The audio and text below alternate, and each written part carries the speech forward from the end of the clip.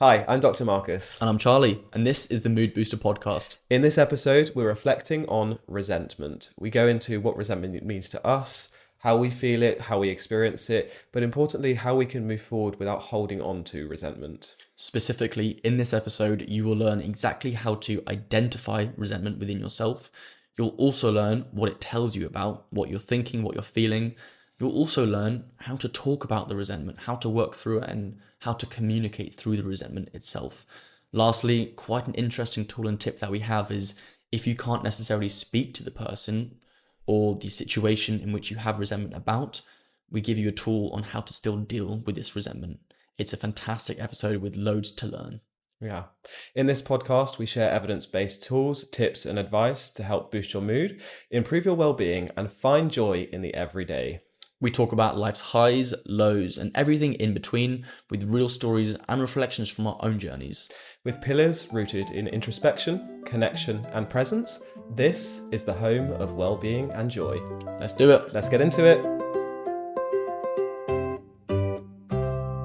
Hello, everyone. Hello, everyone. Welcome back to the about to say Mood it. Booster podcast. Welcome back. Episode 24. Episode 24. 24. Just realised before this episode, this is 6 months. 6 of recording. months. You just said, didn't you? And I was I like, did just say. how has that happened? How What are were you we? I was like, how has that happened? How are we at 6 months? This is crazy. Loco, está muy loco. Muy loco, crazy. This is Crazy. welcome, everyone. This episode is on resentment. It The is feelings indeed. of resentment, in essence, isn't it? All about resentment. We really think that resentment obviously is something that we all have the capacity to feel. Isn't always conducive with well-being or optimal well-being or joy and happiness. It can also often be quite negative and associated with things like rumination and anger. Something that we both have felt in our lives, if not currently feel. So definitely thought it'd be important and helpful to unpack today for ourselves, as always, but for you guys. 100%. We'll, of course, go into the tools and tips if you're feeling resentment in any capacity, how to deal with this, what it means within yourself as well. I'm really excited for this episode myself. Same. I know when you brought the actual idea to me, such a large part of why this podcast is so important and the overall themes of the Mood Booster, for me, is communication. It's something that I've been working on for a while now, and just how to communicate with anyone when I'm feeling a certain way. And we'll get into resentment, communication and everything, but for me it's really important because it plays such a large part of when that communication isn't quite there. It is, for sure. So I'm very, very excited to Exciting. see where this goes. Yes, so am I. I'm very excited. And we've got to communicate through it. We're communicating now. We're going to communicate with you guys. Speaking of communication, Yes. talk to me about how your week was, Marcus. How was my week? God, I'm good. So since you last heard us, we're actually doing a bit of jumping around in recordings. We are indeed. Just because Charlie's away again. It's been work this time, guys.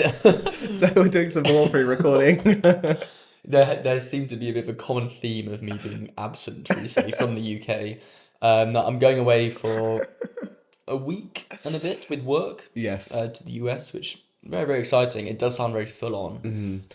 But regardless, I say I'll that to be away. say last week's episode and this week's episode are recorded in quick succession. So when at the time of recording, we just got back from Copenhagen, and it's now been, we had a weekend. And what I did with the weekend, we had our first recording, which was really cool, our guest recording. We did. With That was amazing. Dom Edwards. Hopefully you've listened to last week's episode. If you haven't, absolutely phenomenal. it was brilliant. All things mentorship, how to find a mentor. Yeah.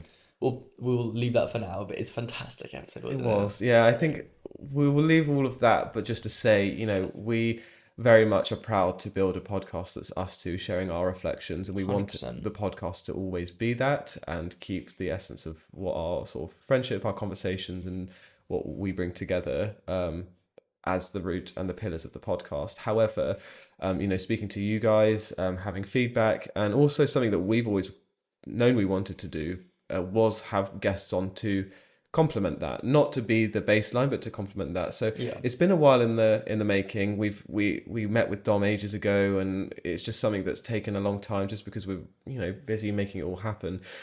So when it finally just came to be and came to fruition, it was just so rewarding and really exciting, wasn't it? It's quite a special part, allowing someone else into this project that we're building, but with someone's values, which we align with so much, and something which is so valuable to share with everyone here as well. Like, I learned so much from that episode. Yeah. A lot which I should probably be working on more as well. It's great to be able to share that with others as well. Do better. Do better. Do better. It's all on me. He's such a lovely guy. So anyway, we did that, and then I went home for the Saturday and had some time with my family, which was lovely. It was all just very much a last minute thing, and my brother called my mum, and Basically, we're seldom all together at the same time. I've got 3 older brothers. And we ended up all being in the same room at the same time with the grandchildren as well, which was lovely. At my other brother's house, he's bought a doer-upper, and it's currently a building site, but it was really nice to be there. Then went to Mum's house for a barbecue and just chilled out with the animals. I don't know if I got any pictures. I got a picture of Mum's new chicken. You got a video of Charles' house, didn't you? I did indeed. Yeah, it looks great. A lot of work to be done. A lot. Charles has got a long road ahead of him for that house. A long road ahead. And yeah, that was kind of my weekend. It was a lovely weekend. Had a nice time, and it was just nice to touch base with the fam and see all of them, really. What about you? Well, before we on to me, was there anything else that happened before the weekend wrapped up? Actually, now you mention it, there was something quite monumental. We worked with the BBC. You heard it here first. You heard it here first. I heard Well, it you here might have seen it first. on social media before this, but if not, you've heard it here first. Here first, yeah. Unreal, wasn't it? So yeah, the Monday Mood Booster, as a lot of you will know, is part of this Mood Booster franchise world. And it's the run club in London that I've been running since October 2023. Got a message a couple of weeks ago from a researcher at the BBC saying, we're looking for someone or a run club to feature in our Radio 4 program about what's called Inside Health, and it's all about sort of modern health and just different methods and approaches to modern health. And James Gallagher, the presenter, wanted to come and run with us. Unreal. Yeah, long story short, after years, I've reflected on my own personal pages just because it's a lot, and I guess I can touch upon it now, but it was hugely sentimental, and I felt lots of gratitude and pride for myself, but gratitude for all of the runners, my ambassadors, obviously including Charlie, just how it wasn't even a dream. It was just like, I want to do this. I want to create a safe place. I want people to feel welcome at a run club. Back in October 2023, spent many weeks just running by myself, being like, it's going to happen, it's going to happen, it's going to happen. And just really like put my pride and ego to one side. Was filming myself on my own every week, being like, even if it's just one person that knows that's a safe space. Cut to 2 years later, and BBC. I know validation comes internally, and I know the worth of the club myself, so I don't need other people to give that to me. But that doesn't take away when you have these little moments of recognition and people finding you. It's still really cool. So yeah, it was lovely. Fantastic milestone. Thank you. Onwards and upwards. Onwards and upwards. Of course. We stay winning. Building the empire. Yep.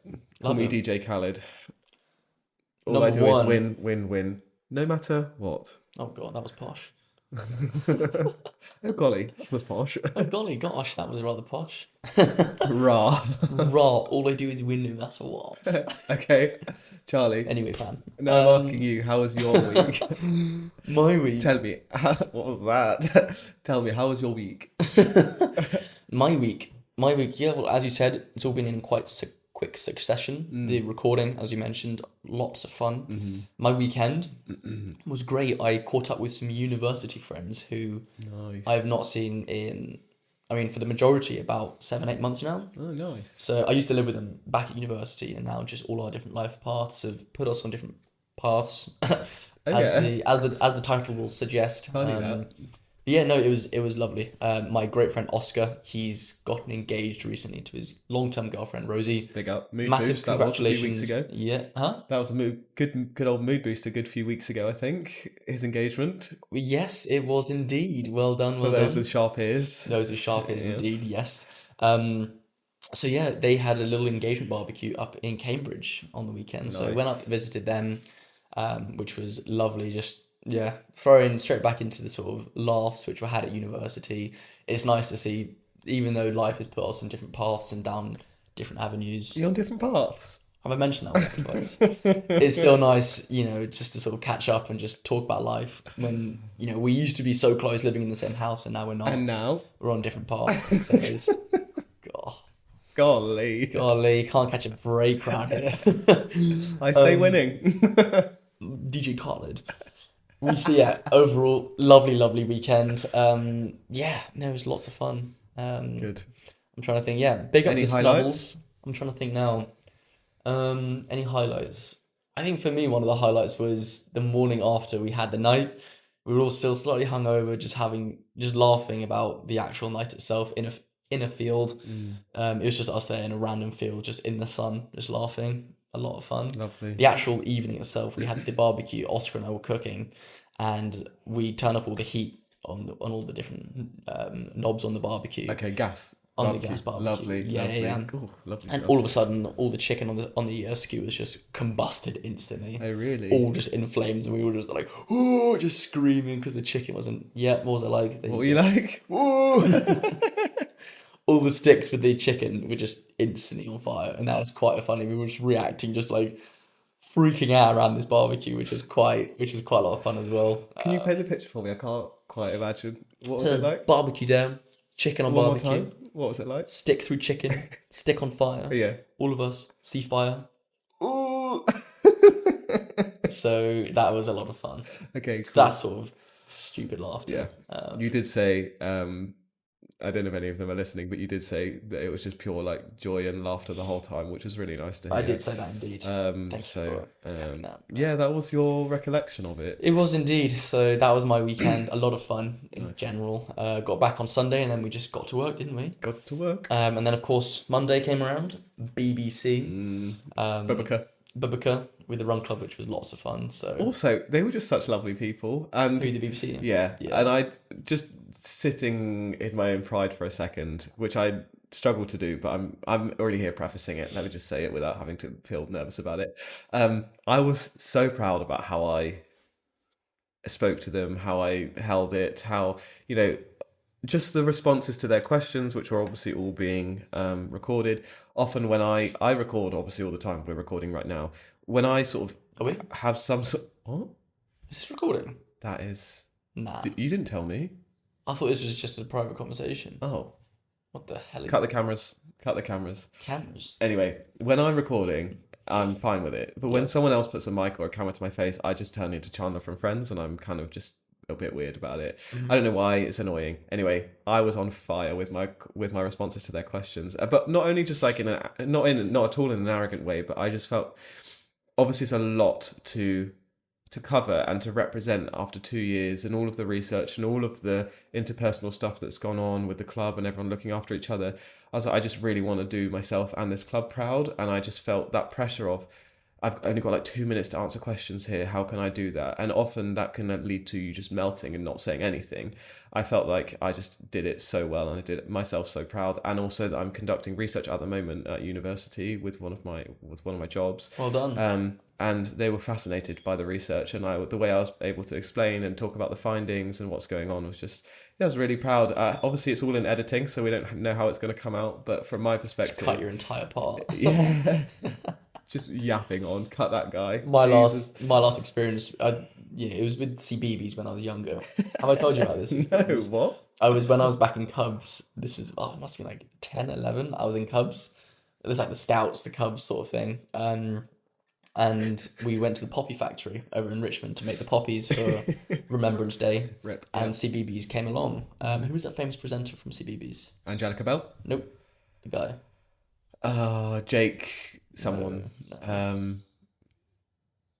The news round guy who's a... Yes. Yeah, him. Okay. The I can't remember his name. Yeah, I can't remember his name either. Anyway, he came around. I think so. Okay, yeah. And he was interviewing all the kids, and then he chose me to be interviewed about what the actual premise was, what we were doing. And he interviewed me. I was like, oh, this is great. It was talking about everything. I get in a car to be driven home by my parents, and they ask, how was that, Charlie? I was like, it was great. I spoke about the roses that we were building, about how the roses are really important. my parents turn around and say, "Roses, you were making the poppies. You didn't say roses, did you?" I was like, "Oh, I did say roses indeed." And so we were then joking about how they'd put like a computer voice poppy over me saying the roses. So I never featured it. Unfortunately, never featured on I the wonder computer. why. I got it completely wrong. Crazy. Not been approached by the BBC since. Yeah. So Don't ask the dumb kid. oh, It's obviously a joke. Obviously. I'm really offended right Bit of now. pro-social teasing there, guys. Yeah. Charlie uses pro-social teasing as an excuse to say anything insulting. After he says that, I'm actually going to get really resentful right He's now. like, "You're fat, your hairline's crap." Whoa. Pro-social teasing, guys. Do I ever say that? He's He completely doesn't, like, he doesn't, to be fair. I use an extreme as an "You're example. fat and your hairline's bad." You do say the latter. I don't. Okay. Well, don't get resentful about it, okay? Oh, really? Yeah. Good segue. Do you ever get resentful? Resentful. Resentment? Resentment. Do you ever get resentful about that? I do indeed. Oh, God. Funny you should ask. Yeah. Are we talking about that today? I think we are. Let's do it. Resentment. So to answer your question, I definitely do get resentful. Okay.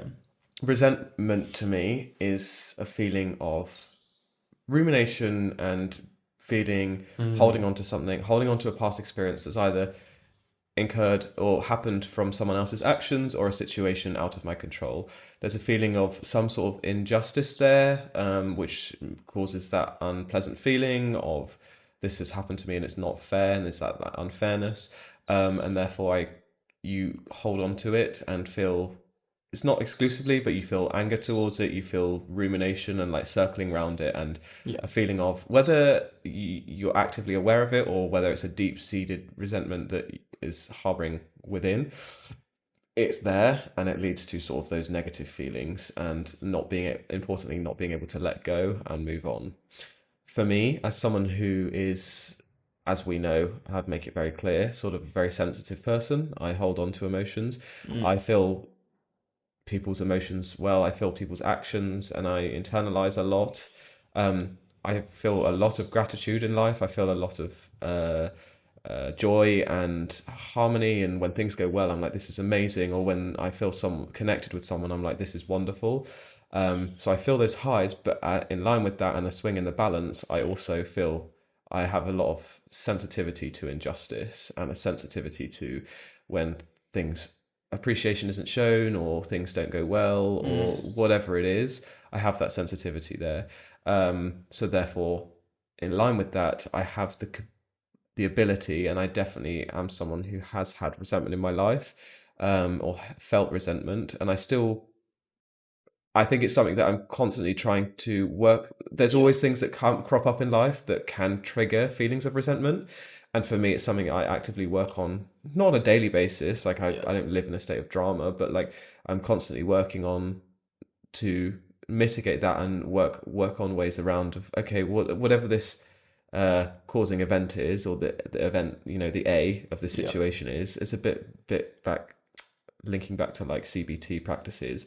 Let me change my thinking of it to the B, to then my consequences the C. So let me work on that.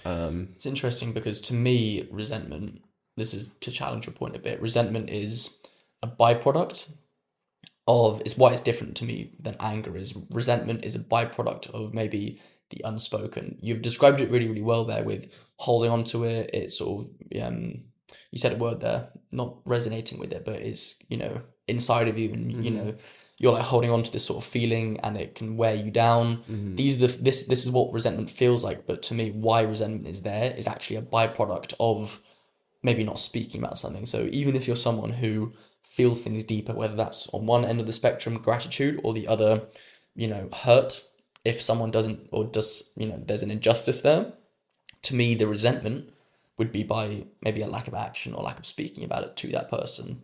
I know we want to go on to, definitely, yeah, and I would definitely want to speak about maybe ways that we can, observe resentment and then deal with it. But in my own experience, resentment always comes from a lack of communication at least with other people. It comes from a lack of communication in that field in general. So to say, maybe I'm someone who feels resentment more, challenging you there, is it because, I completely get, because you feel things deeper, you can feel one side of the spectrum, the injustice. But to say that you feel resentment more as well, that's actually maybe something that you could take accountability on. I think and work through. you've jumped from point A to point 1 to point 6 there. Like there's a lot to unpack before you get to how you act on those feelings, and to like understand what it is and where it comes from in the first place, to then decide how to act on that. I think resentment can come from, and it definitely is perpetuated by not speaking. But that feeling in the first place, or that noticing of the injustice, is something that arises in everyone, and therefore is worth noting and worth processing and worth understanding on a deeper level, before which we will get. I think is important to discuss, of like, okay, then, well, what do I do about that? How can I mitigate that? How can I stop that? But you don't think resentment is actually caused by that lack of communication? You think it's furthered? I think it's perpetuated by. I don't think it's necessarily caused by, because people can hold resentment without even realizing they hold resentment.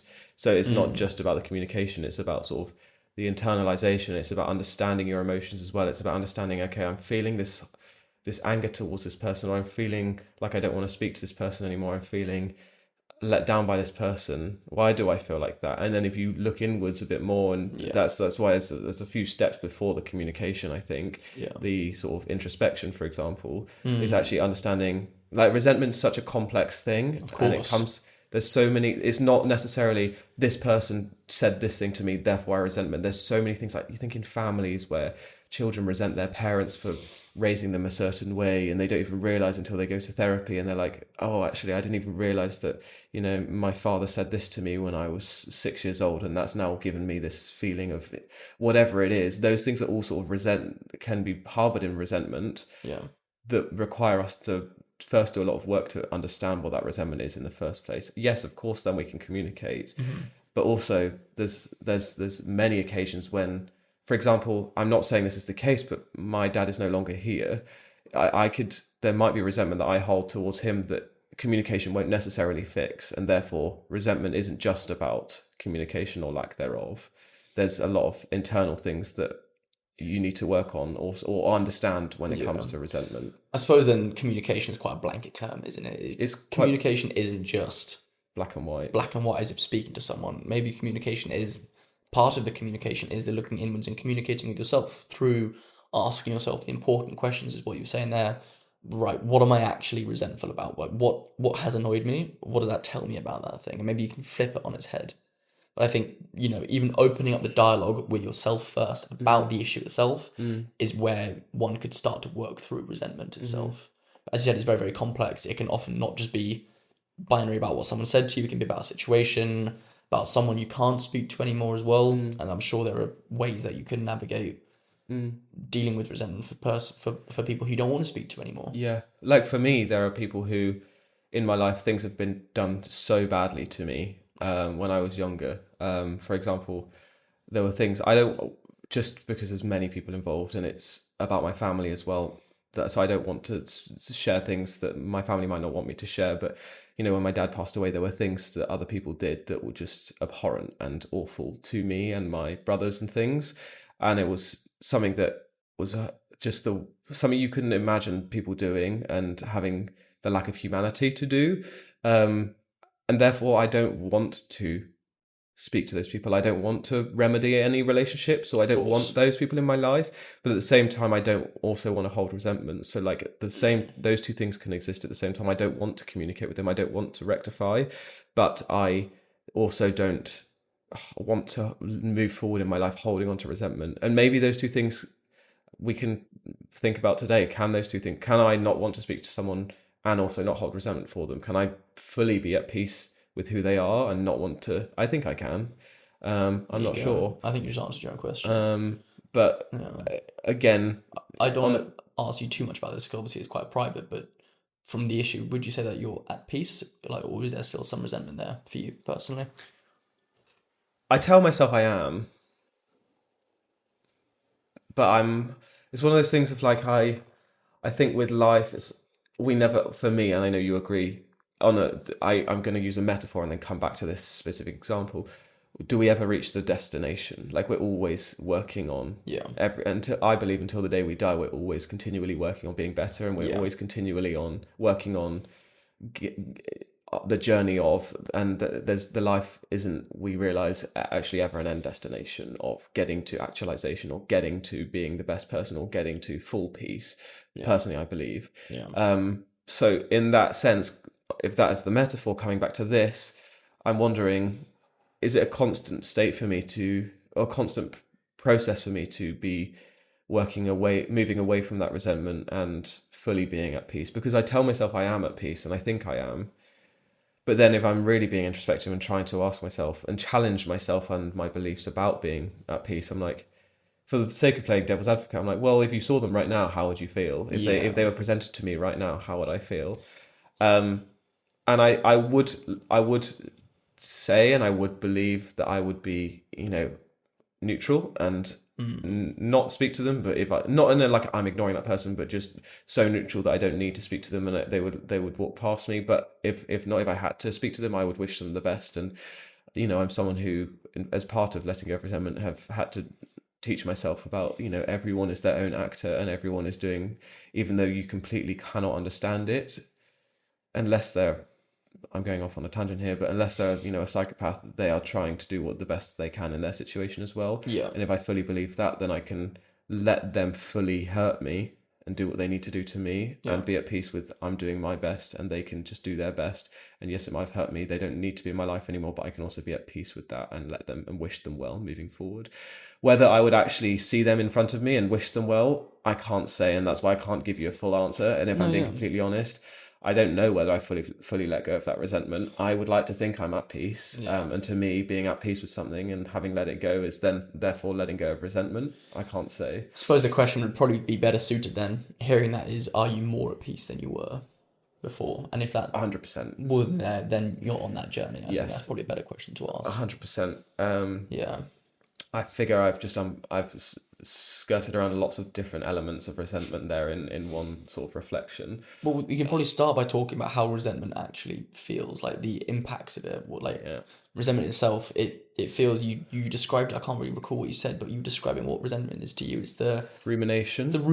That's such a big one. It really sort of, to me, resentment, the actual feeling of it, how it's different from anger, because to me, resentment is a little bit different. They might feel in some certain ways quite similar, but resentment itself is the rumination, is the playback, it's the going over and over in your mind with different scenarios. Quite a good indicator for me to know if there is resentment present is if I am not making up situations and like things happening, because I don't just sit there making things up, but if my brain will conjure up a scenario in which I get angry at this person and be like, well, that just doesn't make any sense, and that's not happened, I'll be like, right, my brain's actively making up something which hasn't happened yet. What I clearly feel a certain way about something. Am I not speaking about something else? It's a very good indicator 100%. to if my brain is saying something. For instance, say you said something to me 2 weeks ago which annoyed me, but I didn't bring it up. Then I'm cycling to work and my brain just conjures up the situation where it's not happened yet, but you are doing something and it just annoys me. Me getting annoyed at something which hasn't happened yet is irrational. It's not happened. However, looking inwards, right, why am I annoyed at this situation? Is it actually a reflection of something else? I'm ruminating. I'm playing back in these scenarios. It's not good for me. So then that helps me indicate what I could be resentful about, and then step down the line, possibly trying to communicate it. That is rumination, is the, like you say, is the repetition, the sort of passive repetition of replaying and re-going over a specific event or a specific trigger that is associated with those negative feelings of anger and harboring those, and also associated with that form of injustice and something that's been done badly to you. That's probably poor English. That's gone, an adverse experience, and that injustice, and then the rumination is the replaying and the going over and the re-going over passively in your mind, which then the rumination perpetuates those adverse feelings. It contributes to feelings of distress, anxiety, lack of contentment. No, just contentment. Yeah, sorry. Content, not contempt. Okay. Yeah. It's confusing yes, and all anger. of the basically all of those things that come with replaying an event over and over again. That is the rumination, and that is what comes with resentment. Yeah. It's then Can't be good for you, can it? no. Well, that's the thing. Research does show the different studies, and some we've pulled up here. Resentment is linked with high blood pressure, cardiovascular strain, reduced immune system functioning. And this was a book published in the 90s by Williams and Williams, but their studies within this book showed different studies have found that resentment and anger associated with resentment was associated with all of these adverse outcomes as indicated, by in the participants. Like I say, Yeah. even increased levels of cortisol, for example, which is the stress hormone. So increased stress, increased distress. Yeah. Again, the reduced immune functioning, which cortisol is associated with suppressed immune system. So that makes sense. Again, high blood pressure, again, associated with like all of these things are interconnected, but again, are rooted and were significantly rooted in their studies from resentment and anger associated with the resentment. Interesting. It's why it's so important to, like, again, I say this with Pete with a bit of kindness, but try and take responsibility for your own resentment. As you said, it's telling me something about myself as well. I really want to later on in a little bit go on to how we can deal with it, but why it's so important to deal with it, or look inwards about what the resentment is telling you. Yeah. If it's literally affecting your health Yeah. negatively, blood pressure, cardiovascular, your health is being negatively affected by this. Yeah. It's so important for you to be like, right, I need to control this. I need to at least not control, but take some steps to be able to, help with this. Yeah. Ironically, though, I think, which I know we touched on when we were discussing this episode before, is we can see from the evidence that resentment has a long-term negative impact on the long-term basis on your physical and emotional well-being. But ironically, we can also use resentment as a coping mechanism. So it's sort of a self-sabotaging coping mechanism. So it helps us in the here and now, but in the long run, it is ineffective for our well-being. And what I mean by that is resentment and feelings associated with resentment. If you think of anger, again, feeling ill against someone, ill will, again, jealousy, whatever it is, everything that comes with resentment is a lot easier to feel and a lot easier to hold on to than things like grief, sadness, letting go of someone. Say if you've gone for a breakup, you can do a lot of, it's a lot easier to feel angry at them. It's a lot easier to resent them than it is to fully come to terms with the fact that you've lost them and that you need to let them go. So sitting in that resentment potentially is a way of coping in the moment and remedying all of those deeper emotions that need processing but are too hard to process. So let me just sit in this resentment, let me sit in this anger instead. In the long run, obviously, as we see from the evidence, it's not helping anyone. Wow. But we get in that sort of self-sabotaging loop of, okay, well, it's helping me here and now. I don't want to do the hard work to go through the grief. I don't want to feel that sadness. I'm just going to feel angry indefinitely. And because it feels quite good in the short term to ruminate, doesn't it? Yeah, it feels good to feel like you. Oh my God. Like you have a point, that like short term dopamine of, oh, this feels good. Let me be angry because my point is right. High horse, all of those things. It's very it is, if we're being honest, low energy vibrational state you're in. You're there ruminating, blaming. It feels good in the short term. It does, just the instant feeling, but the long term impacts, as you've just said there, whether we use it for coping or whatever else it is, not only on our health, but our mental health as well and our well-being, so detrimental. So it's really, wow. It feels like, it's like any sort of, I don't know, like linking it to addictive behaviors or whatever it is. Yeah. It feels good in the here and now, and it's a remedying thing, but also at the same time, it's probably most definitely a masking response. It's masking, it's coping, it's a coping mechanism because it's allowing me to mask the harder emotions that I should be feeling through this process. It's better to feel, oh, I'm better than that person, they've done me wrong. I'm angry at that person, they've done me wrong. I'll never be like that person. They're down here and I'm up here. As opposed to, actually, I'm really vulnerable in this situation. And that's, at the core, really upset me. And I'm anxious, I'm sad, I feel lonely, I feel all of these things. And that's very much okay to feel, and to take that mask away and to allow yourself to feel those things. Such a huge part of what you just said there is labeling the emotion of what you're feeling. Is, for me, what a huge part of this is, and what we say with being present is trying to be aware of what you're feeling. If you're feeling these patterns of resentment, whether you're sad, you're distressed, whatever it might be, being aware of what you're feeling, just like saying, okay, I'm feeling this way, it actually sort of takes the resentment out of you so you can observe it a bit more and be present with how you're feeling. And even just being aware of the resentment that you have. As I said, if I'm going over these situations when I'm cycling somewhere, I'm like, right, whoa, hang on. I feel resentful right now. What is that telling me? Yeah. Becoming aware of the resentment, in my mind, if we're going from step 1 to step 6, is the first step in actually dealing with it. It's just becoming aware. It takes the power away from it, doesn't it? It does. It's that awareness which is so difficult because it's so good to stay in it. And that's really potentially where we should have started, is actually first being aware that you feel that resentment in the first place. Noticing the loop that you're in. Noticing that loop and being like, this feels like something that has been going on for ages, or, you know, okay, I've been avoiding that person for so long, or I can't, even like a basic thing for me, when I'm feeling resentful towards someone, I can't, and this is quite a niche thing about me and my behaviors, I struggle with eye contact with them, because on some level, obviously, I feel like an emotional disconnect, and I feel like a vulnerability. Eye contact is vulnerable, right? And there's a safe, for me anyway, in my brain, there's a safe space in eye contact. So when I just putting the whole link together, when I'm upset by someone, I struggle there to do that, but then I'm like, that was ages ago. Why am I still like, why can I not speak to them? Why can I not even hold eye contact? I'm ruminating. I'm resenting something that's happened. Is there something I can maybe think about in terms of that? And that's all stemmed from a behavior of, I don't want to look at them anymore. I've been in situations where I know people hold resentment towards me after arguments or whatever, because, you know, we've just never been able to remedy or work through. And it's not saying, oh, I've been able to and I'm willing to open the door and they're not. Like, I've had the same, vice versa. I've been in situations where I've just really struggled and still currently do struggle, which is why I say it's an active process I'm going through.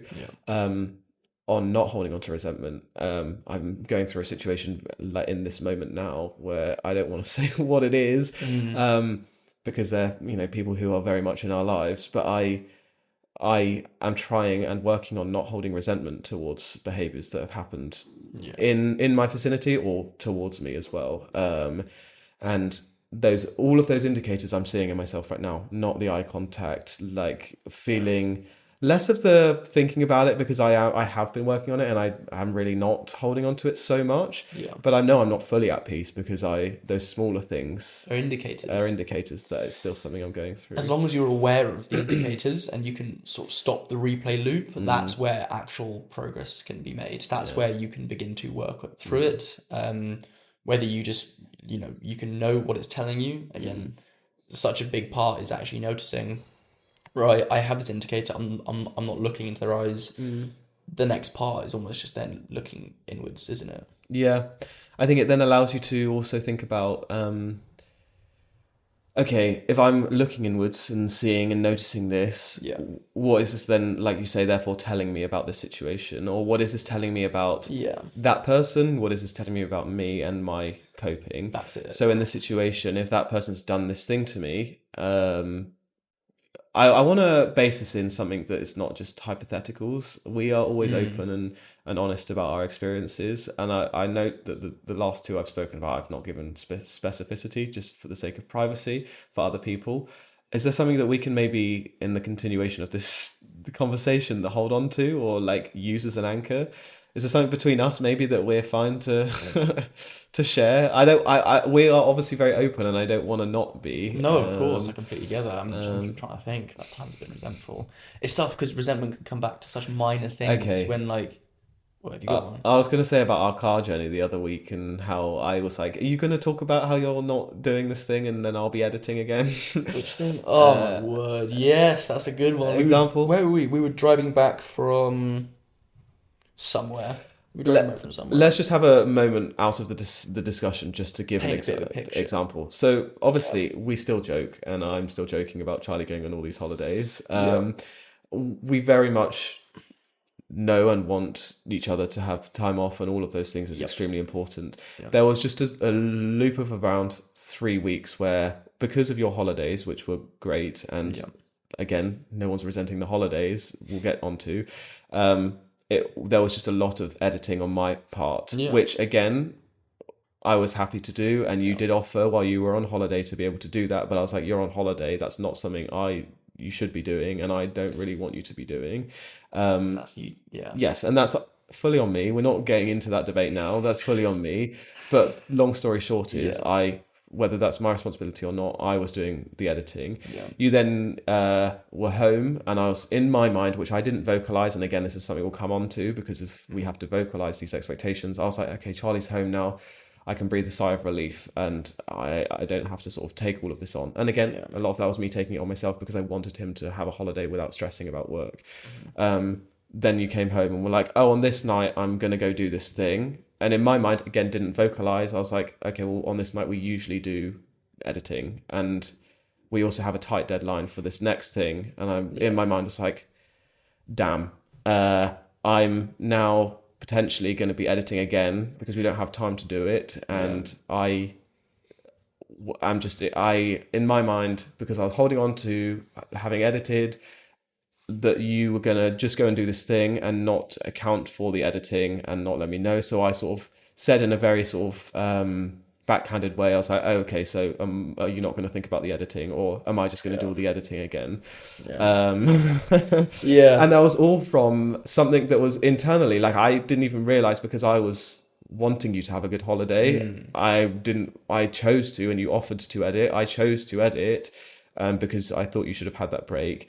But at the same time, I was like, again, should have been like, okay, you're back now. Let's quickly break down the expectations of you're back. That was a lot. Let's moving forward. We have this tight deadline, but I expected that to be sort of an unknown thing, which is on me for expecting. Completely. But it meant that there was resentment on my part that was built up for like another week of me doing. I thought me doing the majority of the editing. It's all about, again, if we sort of zoom out, how our perspectives shape our reality. To me, I was not aware. Like, I was saying, hey, let me do this editing. I want to be doing it. And you just went ahead and did it anyway. I was like, right, thank you. Like, I appreciate that. Clearly, you wanted to, whether it was for an altruistic reason or just to help me as well. You had done it. And so when I came back, wasn't aware of how you were feeling or these sorts of feelings as well. And then when I just made this plan, also wasn't aware of your expectations, was met with a very sort of brunt wall. And I was like, what's happened there? And that's the thing with resentment, and especially in this situation, is that for one person, it's been this real slow build up until, and for you, it's a very logical build up because this is your reality. You've seen each thing add on and add on. And then slowly there's this wall, which you're then confronted with. And then because the wall's so high, you just make a comment, be like, right, is this what's happening then? To me, I'm like walking in this path and I'm greeted with this big wall. I'm like, what's happened? Where's this come from? I wasn't aware because that communication wasn't there as well. And it starts from first off even realizing that resentment was there, which through the conversation which we were having, only did you actually come to realize that you had this sort of resentment about, you know, the sort of difference in responsibilities or the sort of difference in expectations that we had as well. Yeah.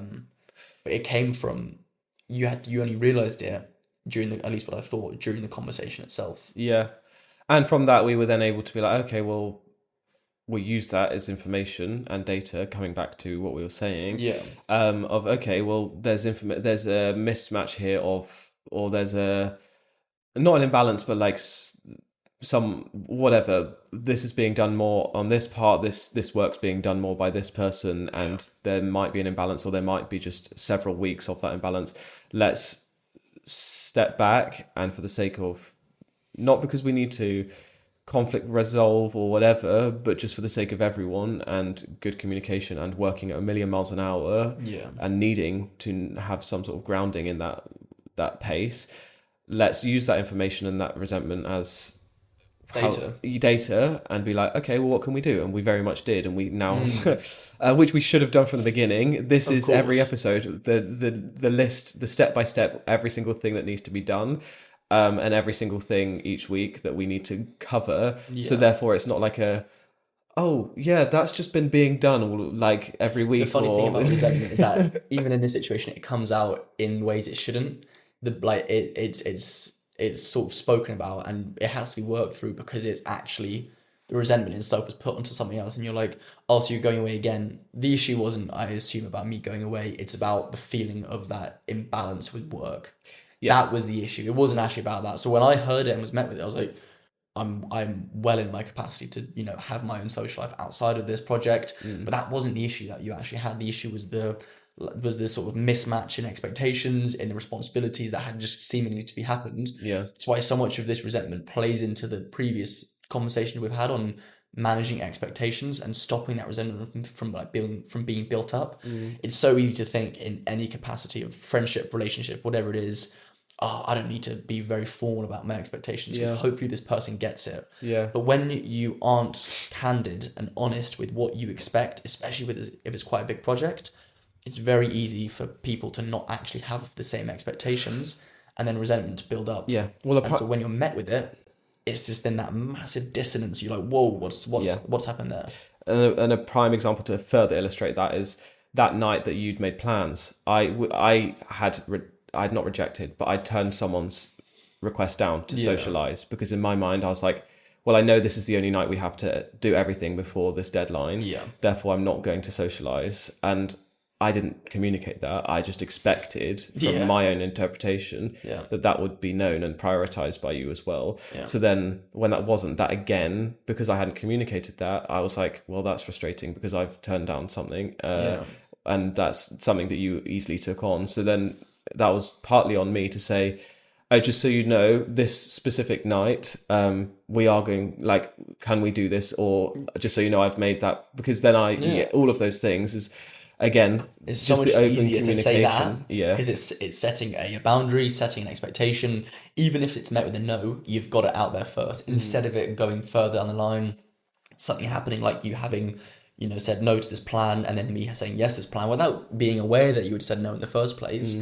And then when it had been made, the resentment coming out in a different way as well. So it's why it's so important, as you said, to ground what we're talking about in a good example, but then with what we did, well, what's this actually telling us? Were you annoyed about me seeing friends, being on holiday? No, it was actually you annoyed about this sort of imbalance of responsibilities and then you feeling like you were doing more. So it's getting that data and sort of looking inwards, but it's not easy for that to happen before as well. Yeah. For you to sort of, or for one to trail off with it. And speaking from my experience or my learning from that experience, let's say, I think the biggest thing for me is, and we spoke about this in managing expectations and why all of this is so interconnected and as part of life, it's not just like one topic and one thing, you know, is my frustration and therefore resentment came from me expecting things that I shouldn't expect. And not that I should be like lower the bar or whatever. I don't mean it like that. But like, just because I have made that plan, why should I assume that you or anyone else would do the same? That's me and my brain, my sort of coping with a short time frame of like, okay, well, I can't fit everything in, so I'm going to have to not have a plan. That is on me to set an expectation and to set some sort of a boundary, partly on me. I'm not, you know, partly on me to set that. It's never one way completely, is it? But... No, but moving forward now, with you and with any other situation, what's really helpful about this work and us always, as we say, learning and helping each other be better, of course, is knowing that in remedying or preemptively preventing resentment, because that's something else, is preventing it in the first place. That's the setting expectation, isn't it? Going back to setting those expectations, so you're not setting yourself up to be disappointed or for someone to let you down or someone to act in a way that goes against what you're expecting, because how can you blame them if you'd never let them know that was your expectation in the first place? Exactly. It all comes back to looking inwards and asking yourself the question, if we know that resentment has such an adverse health impact, our cardiovascular, our sleep as well, it impacts so much. Why wouldn't we set an expectation? I get it's difficult and maybe a little bit, one could see it as confrontational to say, like, imagine you said beforehand, hey, I know you're away, just to let you know, Wednesday, I've cancelled plan. It's probably a bit premature. I imagine we're doing some editing. Is that cool with you? That's setting an expectation so that you're not set up for failure. If then it was met with a no, we could then address that before it's happened, but it's the setting the expectation and it stops that resentment from being built up. But again, it's difficult to even recognise that resentment's there in the first place. But it's for sure something that I can see we're both working on a lot in this context, but also in our own lives. Of course. You know, I'm going through something else at the moment. in a different setting, context. Going through a lot, aren't you? Going through is hard. Oh, No, in a different hard. context that I'm actively working on. Yeah. And something else is going back to the using that as information. Yeah. Sometimes you can't speak to those people, or sometimes Yeah. that you don't want to, and for whatever reason, like I said way back when my dad passed away, that using that as information isn't always something you need to act upon. Sometimes it's information that's okay. That's data for me about how that person is as a person. That's data for me about how that individual treats their friends. That's data for me about how that person prioritizes or doesn't prioritize me. And if that's a repetitive cycle, I also can just use that and not necessarily vocalize it and speak to them, because not everything needs to be remedied. Sometimes it's okay to let people go and to let things go. Yeah. So I'm in saying using that as data, I'm using that as information of, okay, I'm a bit like Mel Robbins always says, I'm going to let them do that, and I'm going to use that as information, therefore, for my power to know how I do or don't want to associate myself with or be around that person moving forward, or I don't want to trust that person or whatever. And I think you can think those things and let someone go and not want to trust them without holding on to resentment. Like, you can be at peace with and know that that's okay that they're not trustworthy or they're unreliable or that they've let me down. It's not nice, but it's okay that that's happened. And I'm just going to use that as information to, whilst not being angry at them, because it's also goes in line with, that's their journey, that's their perspective, all of those things. I also don't have to be angry, but I also don't have to continue letting them be in my life. And I can just shut that door, and that's completely okay. That's shifting the focus from them to you, isn't it? Yeah, 100%. It's looking at yourself. So much, again, for me, such a pivotal point in my last year, in the last 2 years, whatever it was just sort of shifting the focus inwards. It's not like an ego thing. It's more of actually asking yourself the important questions to work through things, whether it's resentment, a breakup, loss, whatever it is. It's looking inwards and shifting the focus from other people to yourself is what I've found very much a catalyst to the journey of peace. Is asking yourself the important questions. What does this serve me? What does this? So much when we externalize and blame put onto others, it's really easy to stay in that loop. But when we look inwards, in this case with resentment, shifting that focus to yourself. So say it's someone that you don't want to speak to or can't speak to, looking inwards and saying, well, what does this tell me about myself? I can let them, I can control my reaction. What is this resentment telling me, and how do I work through it myself for my own benefit? Shifting that focus inwards is so important. I think, just to also clarify or build upon what you've said, is it's not just like, just to make sure there's not confusion there, it's not necessarily taking responsibility and being like, oh, this was my part to play in it. Yes, there might be some of that, but also on a sort of a larger scale, it's more about whether I have any responsibility or not. I am just looking inwards so I can work on, so you can heal my peace, my harmony, my worldview, my perspectives, because that's all you can control and all you can do. So like you're saying, let them do that. I'm just going to work on how I want to navigate moving forward and how I can act with empathy, act with compassion, and put myself and my happiness at a priority, and truly knowing, therefore, in asking those things and looking inward, is this anger best serving me?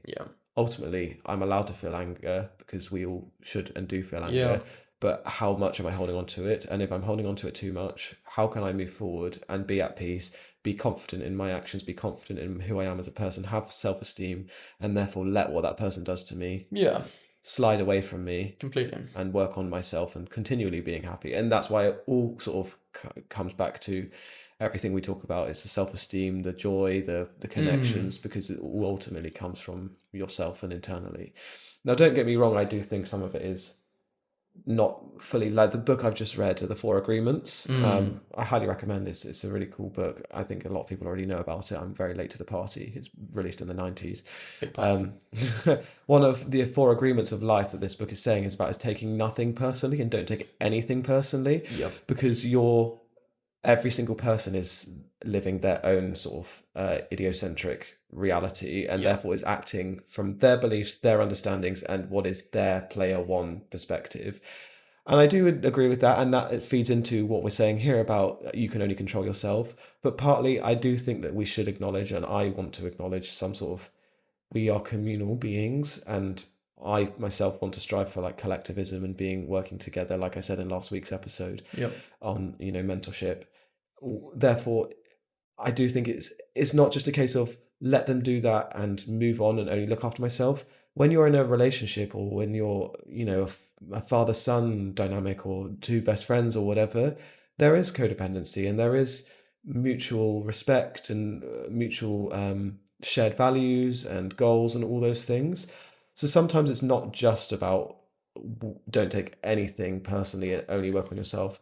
I think there is space for you to take things a little bit personally, or not, personally, in a way of I'm going to hold on to this, but that's where we come back to. Then we can communicate, and then we can work together. Yeah. And I'm not going to, yes, harbor this and hold on to this and sit here next to you being angry at you. I'm going to communicate with you, but at the same time, I'm not just going to be like, let him do this. I can only control my things. I think can be sometimes a bit too individualistic, and I think it's somewhere in the middle. Well, I think it's a balance of taking accountability for what part you've had to play and recognizing what impact that has on you. Such a large part of the stoicism, not completely, obviously that's quite an extreme philosophy, but is not taking things personally. As you've just said, we live in a community. We are pack animals. We live in a community of people, so you can't just live by yourself. So it's important to recognize that. But such a huge part of growth is learning, what do things serve me? What part have I had to play?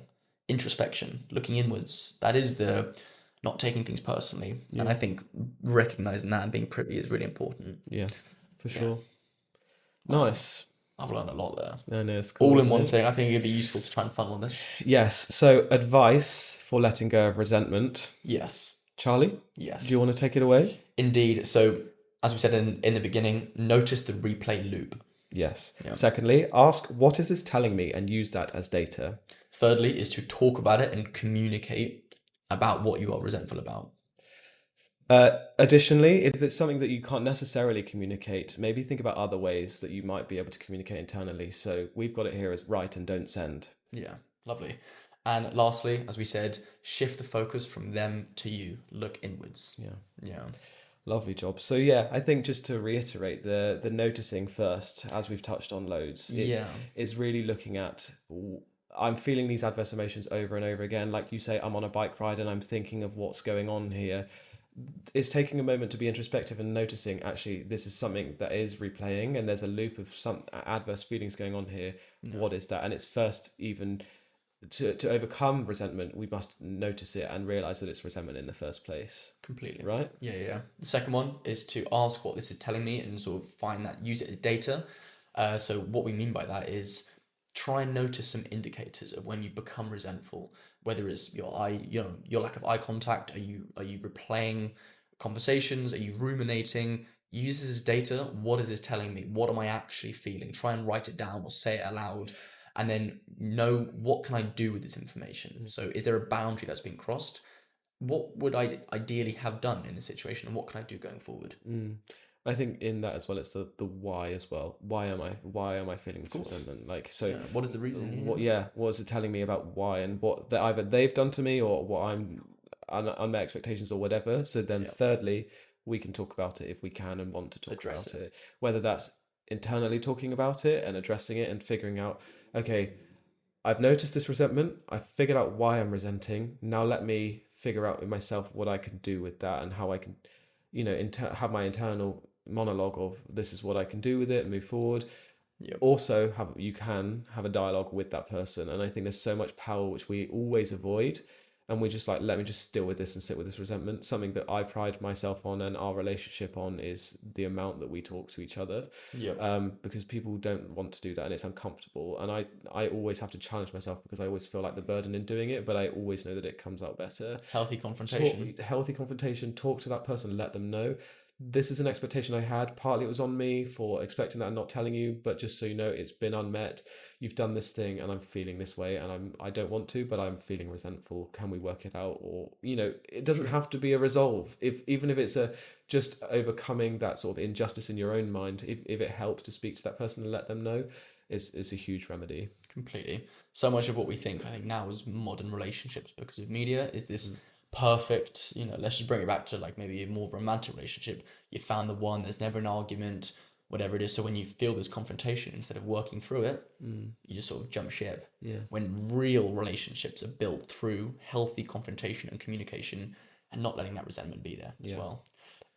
This sort of goes on to what we were saying, write, don't send. If there's someone that you can't speak to or someone that you don't want to speak to anymore, a really, really healthy way, instead of talking to them about it, is actually writing it down or speaking it aloud as if they were there. This just helps get it off your chest, because the main thing is obviously what we're feeling. Get it off your chest, whether it's writing it in a journal or speaking it aloud. It's sort of, the actual resentment itself drains energy. You can reinvest it into, just putting it out there into the universe and getting it off your chest.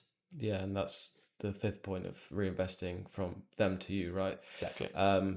They can do what they want. Let me work on myself, and let me find my own joy, let me find my own happiness, and let me work on moving on to a better life, and a life that doesn't hold on to or harbor these adverse feelings. Yeah. And be prosperous moving forward, and find the joy and the well-being and the happiness in the everyday. Completely. Resentment's not easy, but there's a lot of joy to be found from the lack of it. So For sure. For sure. For sure. That was a lovely little conversation, wasn't it? I know. I could keep, as always, I could keep going on for hours. You could, yeah. Well, I'm aware, maybe we'll talk about it, because we've got some follow-up episodes that I spoke a lot about my sort of background in resentment, but haven't heard loads from you and yours, and I know for timing today, so maybe we'll pick it up in the next episode. But I'd be very interested to hear maybe next episode about sort of your processes or your experiences with it when we talk moving forward. Stick around. If you'd be happy to share. Yeah. Cool. Nice. We'll stick around for the next episode. Hopefully you enjoy it. See what I have to say. Yeah.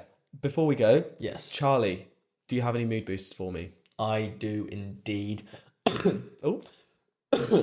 Pardon me. Pardon you. My weekly mood boost. So as I said, over the weekend I went to see Oscar and Rosie. I found out they have both quit their jobs and they're going travelling for a long, long time. That's so exciting. It's wicked. They're going all over Southeast Asia, Australia, New Zealand. They're doing the whole thing, which is insane. Huge. So well done for quitting your jobs, taking back the power. That boosted my mood. Have the best time. That's really exciting. Really exciting.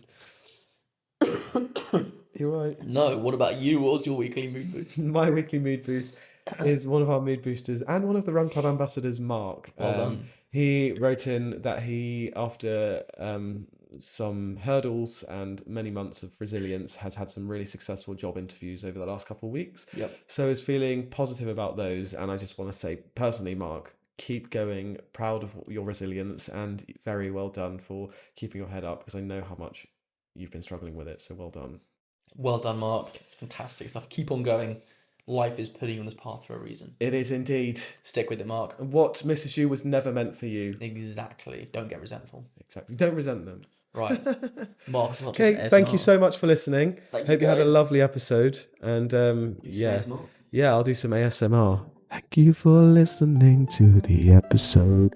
We're going to turn the recording off now, so see you next week.